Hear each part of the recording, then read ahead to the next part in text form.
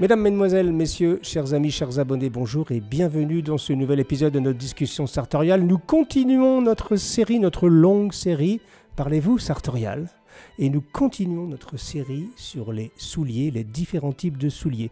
Si vous n'avez pas regardé les épisodes précédents, je vous conseille fortement de le faire. Ce sont pour une fois sur cette chaîne des épisodes plutôt courts, entre 15 et 20 minutes, dans lesquels vous découvrirez la différence entre des Richelieu, des derbies, des bottines, mais également des mocassins. Et aujourd'hui, nous allons nous concentrer sur la sémantique, comment dire l'art sartorial, comment dire le soulier, et en l'occurrence pour aujourd'hui, comment dire le mocassin.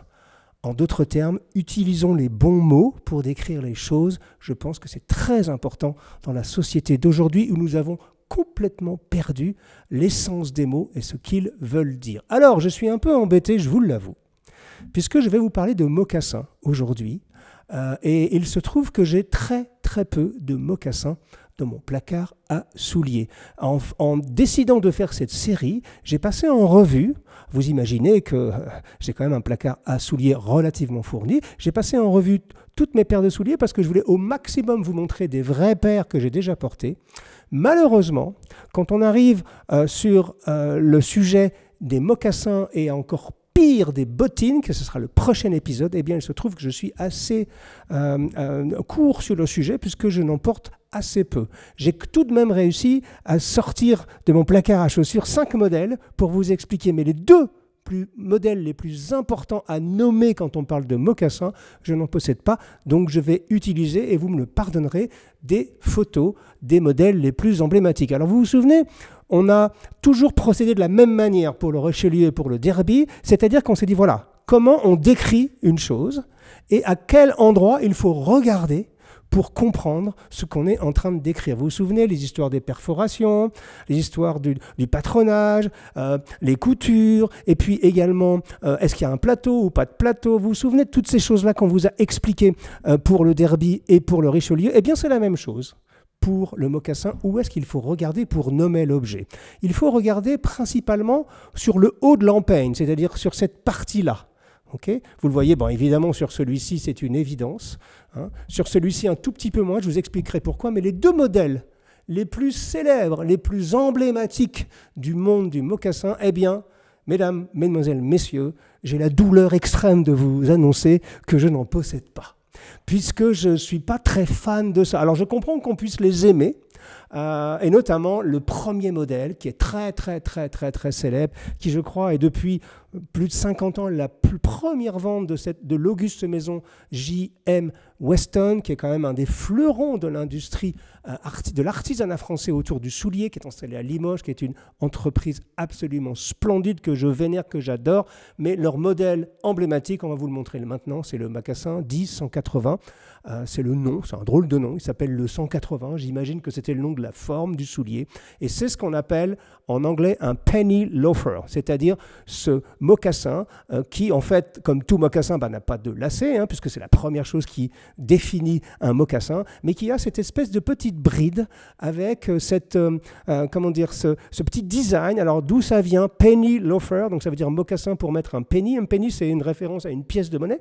En Amérique, a penny, a pence en anglais. Et en fait, l'idée, alors la légende urbaine serait que les étudiants qui allaient dans les universités à l'époque où il n'y avait pas de téléphone portable, moi j'ai vécu, mesdames, messieurs, cette époque où je devais tous les mercredis à 14h30 appeler mes parents d'une cabine téléphonique. Donc je partais rigoureusement dans mon université. J'habitais plus donc chez mes parents. J'avais une chambre en ville et tous les mercredis à 14h, je devais mettre un petit penny dans la cabine téléphonique pour appeler mes parents. Bon, je vous rassure que les conversations étaient assez brèves. Hein. À l'époque, c'était « Allô, bonjour, c'est Hugo. Oui, maman, bon, tout va bien. Ah, tout va bien. Bon, bah là, rendez-vous ce week-end. » Eh bien, il semblerait que les penny loafers, vous voyez cette petite bride qui est dans le soulier, servent justement à, on peut glisser une pièce à l'intérieur, et la légende urbaine dit que c'était pour que les étudiants n'oublient pas d'appeler leurs parents. Et je peux vous dire que parfois, quand on est à l'université, surtout dans les premières années, on a un peu autre chose à faire que d'appeler ses parents,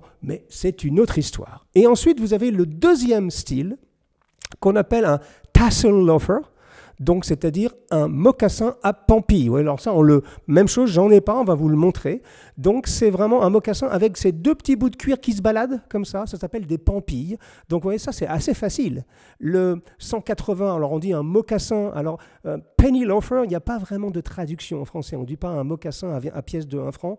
Ça ne marche pas terrible, ou à pièce de 1 euro. Donc, on va garder pour une fois, et vous me le pardonnerez, le penny loafer. Donc, quand vous dites je voudrais un penny loafer, vous allez dans n'importe quel magasin de chaussures, ils sauront ce que vous êtes en train de dire. Et le tassel loafer, on sait le traduire, c'est un mocassin à pampille. Donc, c'est deux petites choses qui se baladent sur le bout. Alors, moi, j'aime pas trop ça. Je sais, par exemple, mon ami Guibaud, il adore ça, les tassel loafers. Il adore tous les mocassins avec...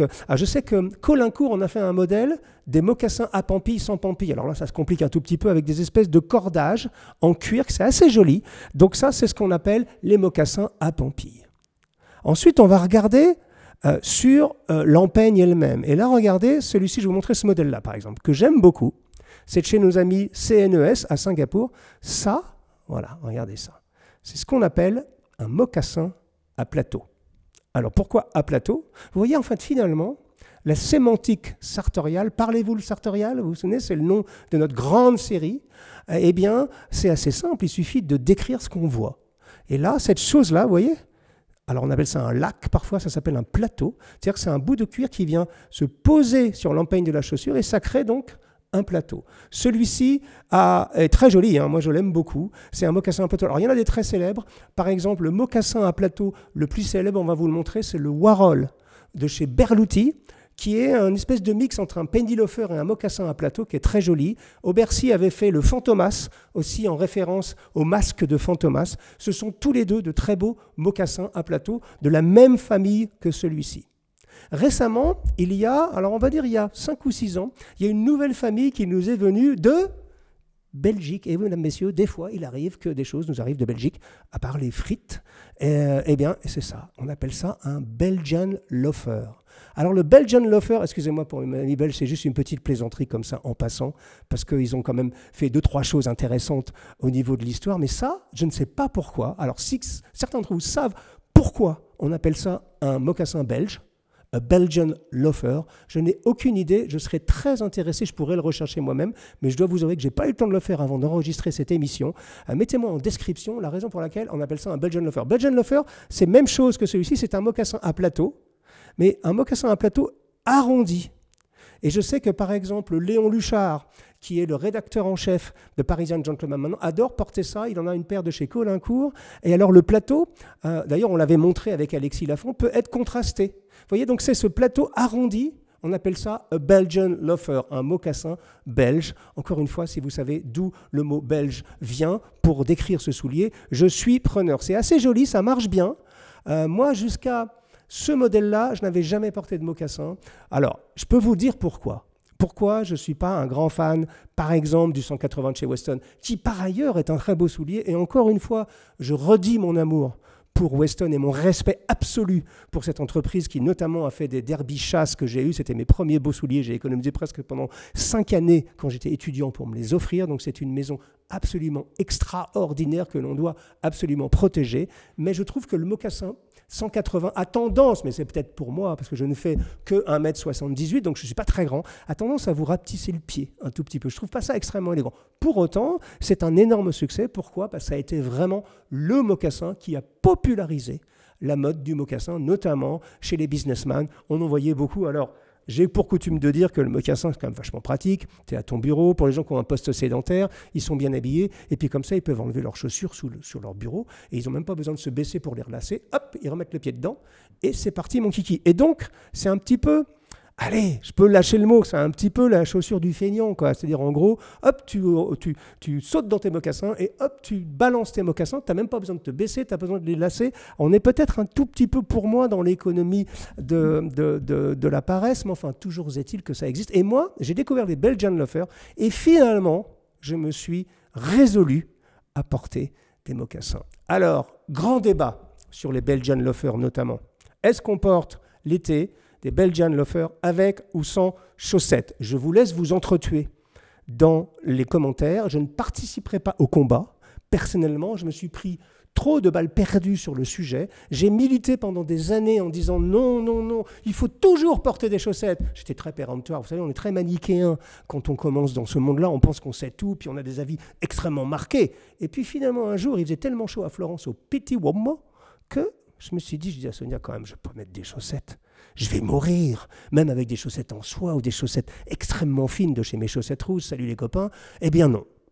J'ai essayé. Bon, la première journée, j'avais les pieds en sang, évidemment, parce que j'avais quand même pas trop prévu le coup. Il faut faire attention, bien protéger ses pieds, mais la sensation, notamment avec des mocassins non doublés ou avec des mocassins comme celui-ci, on va y revenir, c'est quand même une sensation très agréable, il fait frais. Donc, entretuez-vous dans les commentaires, ne me mettez pas au milieu du combat. J'ai milité pour les chaussettes pendant très longtemps. Maintenant, j'avoue bien volontiers qu'il m'arrive de le porter sans chaussettes, mais uniquement quand il fait extrêmement chaud dehors, donc strictement en été. Après, on a ce modèle-là. Alors ça, on appelle ça un mocassin à mort. Alors pas avec un T, hein, mesdames, messieurs, avec un S. Le mort, c'est cette pièce, vous voyez cette chose-là, là. Okay. Alors le plus célèbre, on appelait ça à une époque, on appelait ça le mocassin Gucci, je me souviens, parce que c'est lui qui a popularisé le mocassin à mort. Donc c'est généralement un mocassin très souple. Voyez, je vais enlever la forme. Ça c'est de chez Cortet. C'est très souple. C'est vraiment un mocassin d'été. Et le mort, c'est ça. C'est cette chose que généralement on met dans la bouche. C'est une réplique de cet outil que l'on met dans la bouche du cheval pour le guider. C'est un mort M-O-R-S. Et Gucci l'a popularisé. Et donc, c'est ce qu'on appelle un soft loafer. Donc, c'est un mocassin souple. Ça, c'est typiquement pour l'été. Alors, moi, j'en ai 2 paires. Quand Pierre Cortet me les a montrés, j'étais fan, mais pas trop. Je me disais, bah, c'est un peu c'est pas extrêmement chic, selon moi. Et puis, finalement, bah, je me suis aperçu que je les portais quasiment tout le temps. Parce que c'est très pratique, c'est facile à mettre. Alors, ça peut... Vous voyez, quand on enlève les bois, ça peut sembler un tout petit peu avachi, mais finalement, c'est quand même super agréable. Et donc, c'est les mocassins à mort. Donc, vous voyez encore une fois la sémantique. Mocassin, donc pas de lacet, à mort, parce qu'on a ces choses-là qui ressemblent aux morts des chevaux. Alors, ce modèle-là, il n'est pas facile à décrire. C'est un de mes préférés. C'est un mocassin, tout simple, en fait. Il n'y a rien sur celui-là. Donc, c'est un mocassin. On appellerait presque ça un slipper, parce que ça a presque une forme de chausson. Vous voyez, sur l'empeigne, c'est un peu arrondi comme ça, il n'y a pas de plateau. Alors ça, c'est le modèle que j'avais fait avec mes amis de CNES. J'ai essayé de le cirer juste avant ça, mais je suis allé un peu trop vite, il n'est pas tout à fait sec, donc il brille pas terrible, mais c'est un beau modèle. On va mettre une photo, on a fait plein de photos de ce mocassin-là, et il est joli, j'avais fait une petite effet de style, j'avais mis le médaillon sur la claque au lieu de le mettre sur le bout. Mais ça, donc, c'est ce qu'on appelle un slipper en anglais, ou plus exactement un mocassin. Je ne sais pas comment le définir exactement. Donc, pour Lucie, si vous êtes en face de ça, bah, vous voulez tout simplement un mocassin tout simple. Là, il n'y a rien au niveau de la claque, hein, comme par exemple le penny loafer, bah, on a la petite bride, le mocassin à mort, bah, on a le mort, le mocassin à tassel, on a les pampilles, mais là on n'a rien. Donc on va l'appeler un slipper ou un loafer, tout simple. Et ensuite on a le slipper. Alors ça, c'est ce qu'on appellerait en français, mesdames, messieurs, un chausson.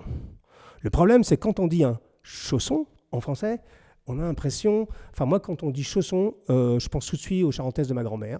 Alors j'ai rien contre les charentaises et encore moins contre mes grand-mères qui sont toutes les deux qui ont quitté ce monde, donc paix à leur âme, mais ça me fait tout de suite penser à des chaussures un peu de vieux, quoi, tout simplement des chaussons ou des pantoufles ou des charentaises. Et bien là c'est ce qu'on appelle en anglais des slippers. Alors ça... Si vous êtes au début de votre démarche sartoriale, il ne faut peut-être pas en avoir tout de suite. Hein. Même moi, je les porte extrêmement peu. En fait, ça ne se voit pas, mais il y a mes initiales dessus. Alors, c'est un peu emberlificoté, hein, comme on dit chez moi. La police de caractère, ce n'est pas une police de caractère très simple. On voit H et J. Chez Albert Slip, si je me souviens bien, Arthur Slip, pardon, à Londres, qui sont des gens qui sont spécialistes de ça. Ça, on s'en sert uniquement pour les soirées formelles.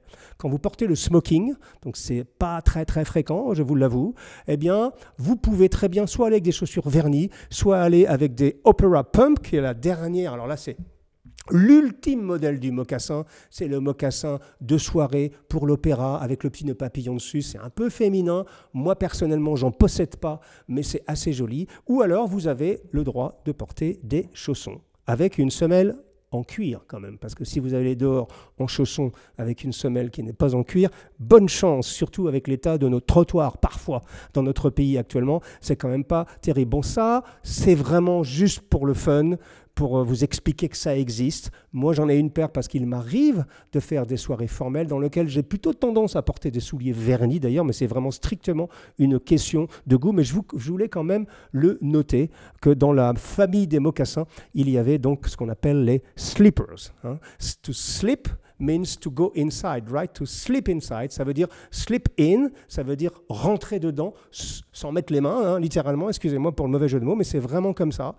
Et donc c'est de la famille des mocassins. Donc en résumé, la sémantique, vous avez vu, elle est plus simple au niveau des mocassins.